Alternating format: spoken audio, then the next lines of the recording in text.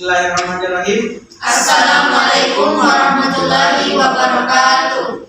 Kami dari kelompok 2 akan mempresentasikan hasil diskusi kami mengenai mineral mikro dan makro. Baik, sebelum kami masuk ke pemaparan materi, izinkan kami memperkenalkan nama-nama dari kelompok 2. Yang pertama dari saya sendiri atas nama Muhammad Busran. Saya atas nama Umar Vera. Saya atas nama Rizka. Saya atas nama Putri Sisa Herja. Saya atas nama Suci Maharani. Baik, yang pertama itu adalah sumber mineral makro, yaitu air. Klasifikasi 2/3 di intraseluler fluid 28 liter, sepertiga di ekstraseluler 14 liter, sebesar 14 liter, di antara sel dalam organ dan jaringan tubuh sebesar 10,5 liter.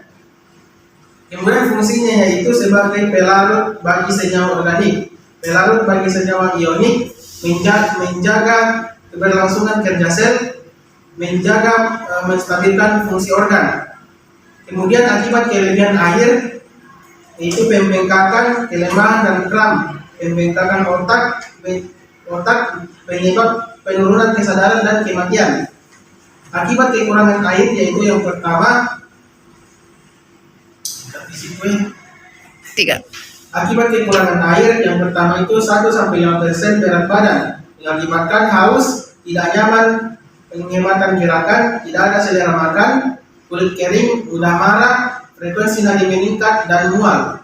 Yang kedua itu 6-10% berat badan, dapat mengakibatkan pusing, sakit kepala, pernapasan berat, kesemutan, tidak ada air liur, tubuh biru, bicara tidak jelas, dan tidak mampu berjalan.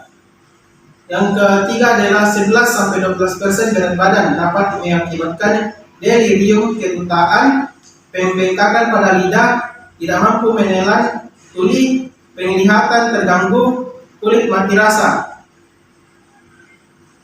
Yang keempat itu hanya dapat hidup 2-5 hari tanpa minum. Yang kemudian adalah sumber dari air. Yang pertama itu makanan padat 1 liter per hari, air metabolik, oksidasi hidrogen dalam makanan 400 ml per hari. Yang ketiga itu minuman 1,0 liter per hari. Kecukupan AKG yaitu 1.200 sampai 2.600 ml. Selanjutnya dilanjutkan oleh rekan kelompok saya. Baiklah, yang kedua yaitu kacang-kacangan. Sumbernya yaitu magnesium. Fungsinya yaitu sebagai komponen tulang, berperan dalam transmisi impuls saraf, sintesis protein dan enzim faktor enzim, hidrolisis dan transfer kelompok fosfat oleh fosfokinase penting di banyak ATP dependent reaksi enzim. Yang ketiga yaitu gejala kekurangan seperti neuromuskular hyperexstability, kelemahan otot dan tetani. Yang keempat yaitu gejala kelebihan. 1. Terjadi pada yang memiliki gangguan fungsi ginjal karena fungsi ginjal yang normal dapat mengeluarkan magnesium dengan cepat. Yang kedua yaitu diare, dehidrasi, mual, penglihatan ganda, ucapan kabur dan lemah. Yang ketiga yaitu intravena seperti mual, depresi dan lumpuh. Yang kelima yaitu sumber makanan seperti kacang-kacangan, kacang polong, sereal utuh, dan sayuran berdaun hijau. Dan terakhir AKG-nya yaitu berjumlah 150 sampai 350 mg. Selanjutnya yaitu susu, sumbernya kalsium. Fungsinya yaitu 1. Komponen struktur kalsium dan tulang gigi, peran dalam proses seluler, otot kontraksi, pembekuan darah, dan aktivasi enzim. Yang kedua yaitu tulang dan gigi mengandung 99% kalsium, 101% lainnya terdistribusi ke dua bagian yaitu intra dan ekstra seluler fluida, 1% yang terdiri dari intraseluler dalam organel. Yang kedua yaitu kofaktor enzim, yaitu adenylate, silase, kinases, protein kinase. Yang ketiga yaitu gejala kekurangan. 1. Asupan kalsium dalam jumlah sampai 2000 mg aman bagi kebanyakan orang. Kedua yaitu gagal ginjal. Ketiga hiperkalsiuria atau kadar kalsium kemih lebih dari 4 mg atau kilogram berat badan per hari. Dan yang terakhir yaitu asupan kalsium yang berlebihan dapat meningkatkan resiko mengembangkan batu ginjal yang mengandung kalsium. Yang keempat yaitu sumber makanan, seperti susu, keju, es krim, yogurt, tofu, salmon, sarden, lobak Cina, mustard hijau, brokoli, tumbuhan polong, dan dried fruit. Dan gejala kelebihan yaitu seperti rickets, osteomalacia, osteoporosis, dan terakhir tetani. Adapun AKG-nya yaitu berjumlah sekitar 1000 sampai 1200 mg. Selanjutnya yaitu garam meja sebagai sumber mineral makro yaitu sodium. Fungsi fisiologisnya yaitu pH air dan pengaturan elektrolit, transmisi saraf, transmisi kontraksi otot. Selanjutnya itu kofaktor enzim, natrium plus atau kalium plus, adenosine trifosfatkinase. Selanjutnya gejala kekurangan yaitu anoreksia, mual, atrofi otot, pertumbuhan terhambat, penurunan berat badan. Selanjutnya gejala kelebihan, hipertensi dan gluten. Selanjutnya sumber makanan lainnya yaitu daging, makanan laut, keju, susu, roti, sayuran yang berlimpah di sebagian besar makanan kecuali buah. Selanjutnya RDA-nya yaitu 1000 sampai 1500 mg. Selanjutnya zat gizi mineral makro yaitu pada alpukat yang mengandung potasium. Fungsi fisiologisnya air, elektrolit dan keseimbangan pH, transfer membran sel. Kofaktor enzimnya pirufat, kinasa, Na+, K+, ATPase. Gejala kekurangannya adalah kelemahan otot, sikap mental apatis, jantung aritmia, kelumpuhan, kerapuhan tulang. Dan gejala kelebihannya bisa mengakibatkan hiperkalemia atau konsentrasi kalium serum yang tidak normal, beracun, mengakibatkan aritmia jantung berat dan bahkan serangan jantung. Sumber makanan lain itu terdapat pada pisang, buah-buahan kering, jeruk, buah persik, kentang, kacang kering, tomat, dedak, gandum, produk susu, dan telur. Yang terakhir, RDA-nya adalah 4.500 sampai 4.700 mg. Oke, selanjutnya adalah sulfur yang bisa diperoleh dari daging ayam.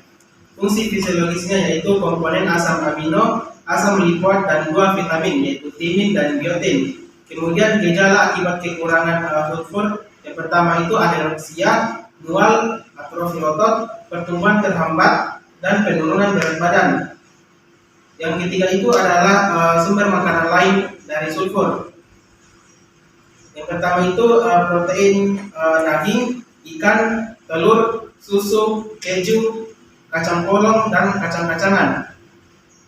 Ini adalah pemaparan hasil diskusi mengenai mineral mikro. Kepada rekan saya untuk menjelaskan materinya.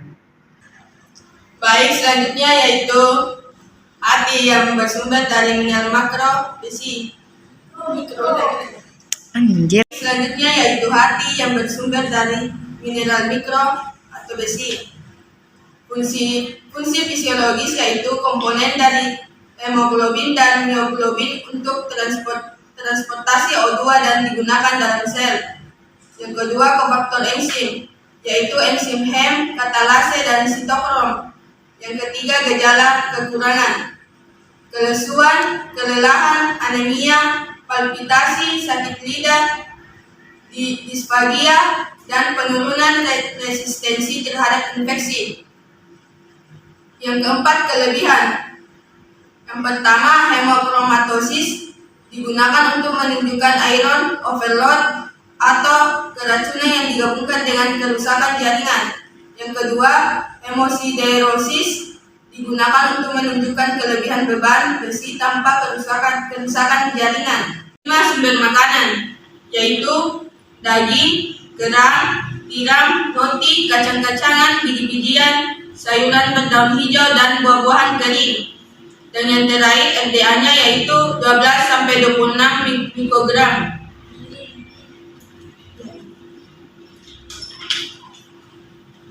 Selanjutnya zat mineral mikro yaitu seng yang berasal dari tiram. Fungsi fisiologis yaitu sebagai metabolisme energi, metabolisme sintesis protein, pembentukan kolagen, alkohol detoksifikasi, eliminasi karbon dioksida, pematangan seksual, penggunaan indera perasa dan pencium. Kofaktor enzim yaitu DNA, RNA polimerase, karbonik, anhidrase, karbosipeptidas, alkalin, fosfatas, dan deoksi.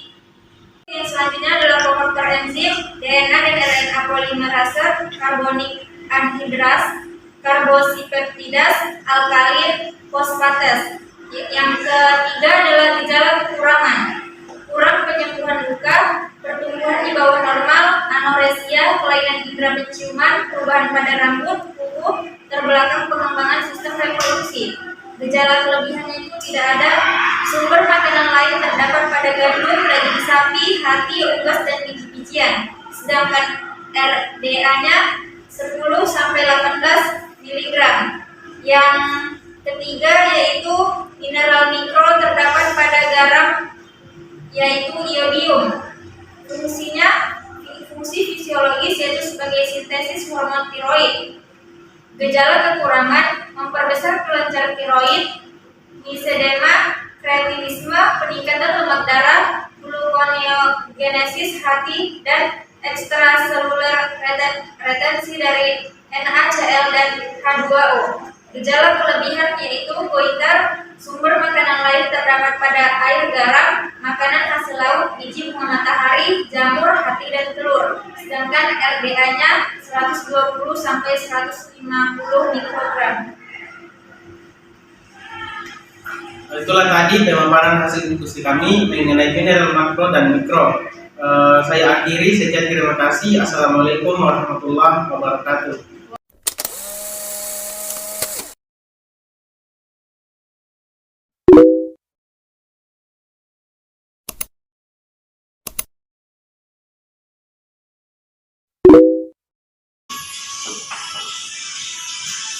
Yo, ayo kita makan yang beragam, membiasakan berperilaku hidup sehat, rajin berolahraga, jaga berat badan, itulah 4 pilar gizi seimbang. Bangsaku sehat berprestasi.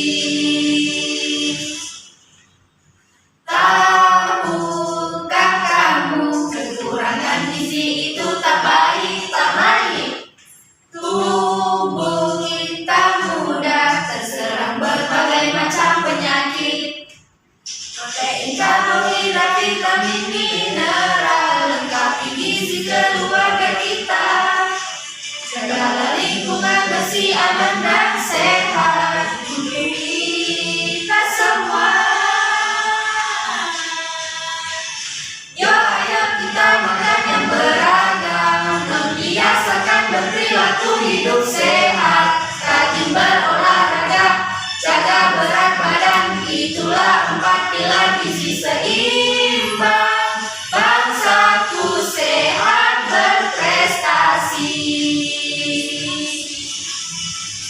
Yo, ayo kita makan yang beragam, membiasakan berperilaku hidup sehat, rajin berolahraga, jaga berat badan, itulah 4 pilar gizi seimbang.